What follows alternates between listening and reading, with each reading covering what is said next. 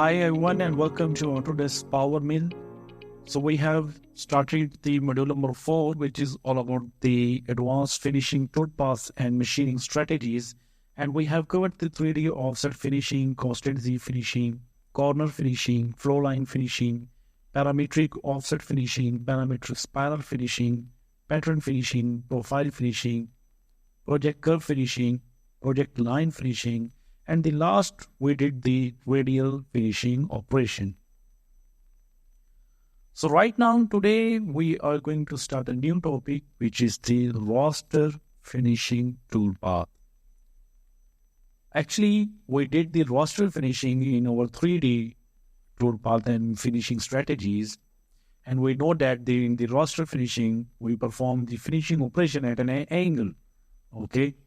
So it's a straight line toolpath and you have to perform the operation in a straight way. So that's it with the finishing operation. In this toolpath, we are going to perform the finishing using a straight line toolpath. Okay. So let's get to the raster finishing. So here I have the Autodesk PowerMill and let's go and import a model. Go to File, Import, and go to Examples. And let's go back to our favorite one, which is the cowling.dgk file. Click Open. So here we have the model. It's actually a surface model. It's named as cowling.dgk file. So let's go and do the raster finishing toolpath on it. So just go to the toolpath and click on the finishing, and you will find out the real raster finishing here. Okay. Click OK. You have to define the name for your easy access. Let's say that raster finishing. You have to define the block for this model. Click Calculate to define the block. As you know that we are going to perform finishing operation, that's why we use the tool as a Ballnose. So I set as 5mm Ballnose. Let's say that 5mm BN for Ballnose. Just go to the raster finishing and you have to define the fixed direction. That fixed direction means that you have to define the angle. Let's say that the angle is 0, 0. This means that it's from 0 degree angle to cut down that material. Then the thing is that starting corner, this means the left corner. Let's say go to the top position and it will show the left corner. So we have the right corner at the bottom over here, right corner of the upside here, left corner top on this side, and left corner lower on this side. So we have selected the left lower on this side. You can set as right upper or right lower. So the right lower would be this point. Okay. Angle is 0 degrees, or you can set as right upper on this side. Okay. So the ordering should be the downward direction, one way grouped, two-way joined, two-way and group, up and down. So let's say we first select the one way, set the tolerance 0.01, thickness 0. Let's say that the step over distance is 1.0 millimeters. It will automatically calculate the scallop height. This is 0.1. Just go to the rapid moves or links. Just click on the links. We have the straight, and save. Define the spindle RPM, set as 15,000. Cutting feed rate of 1500 and all this stuff. Okay. Just click on calculate and see how it actually looks like.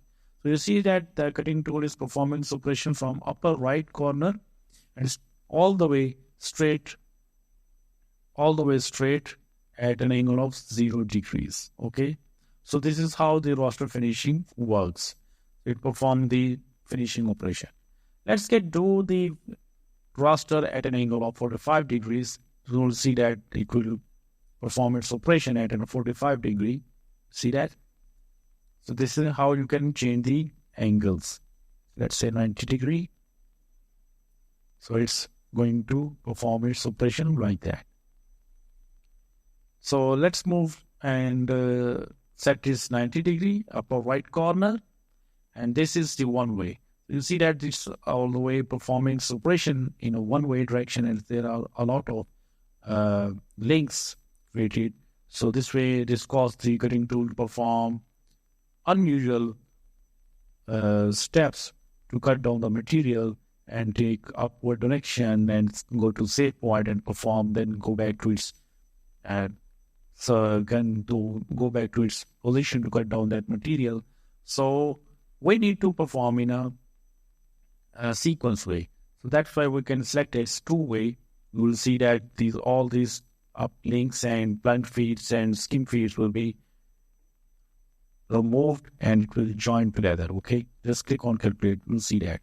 So now, right now, there is no other unusual type of movements here. It only just all over the cutting tool at the save points on this position. You can also limitize it by using the angle. Let's say that it's 0-degree angle and just calculate it. You will find out that it will limitize your machining positions. Okay, so this is how it actually works. Or if you set this at one-way group, so it will actually looks like that. Okay, let's go and set this two-way, and here we have. So this is how it actually works like. So first of all, you have to set the step over distance 1 millimeter. Now, right now I set is 2.5. Let's see how it actually looks like. So this is how it is going to be cut down. Let's go back to set is 1.0 millimeters. Okay, calculate it, click OK, close, and that's it.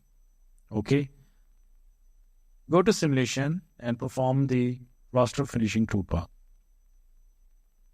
So this is taken from the upper right corner. It's a two-way cutting method.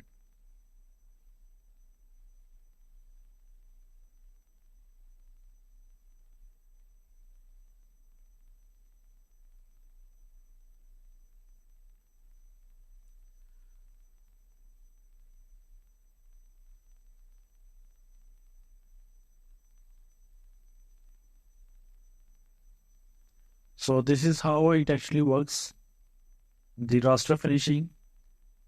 All the strategies right now we have did is very easy. There is no complicated things in it. There is no complicated parameters to set it. It's all about the major parameters we have to set it, like the angles, tool height, and save points. All these are things which we need to perform it. And that's it for the toolpath. If you have to perform the finishing strategy on a certain area, then you need to apply the boundary and set it trim inside or outside. Okay.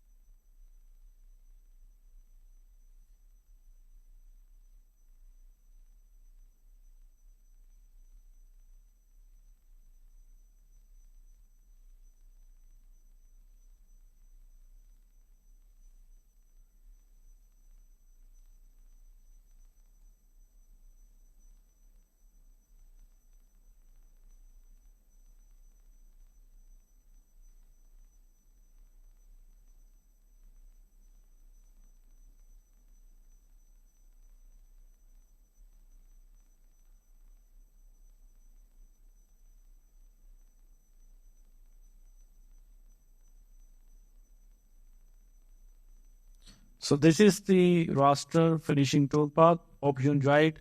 Hope you like the toolpath strategies, finishing toolpath strategies, and it's simple. It's easy. Hope you understand the parameters. That's it for the raster finishing. Thank you very much.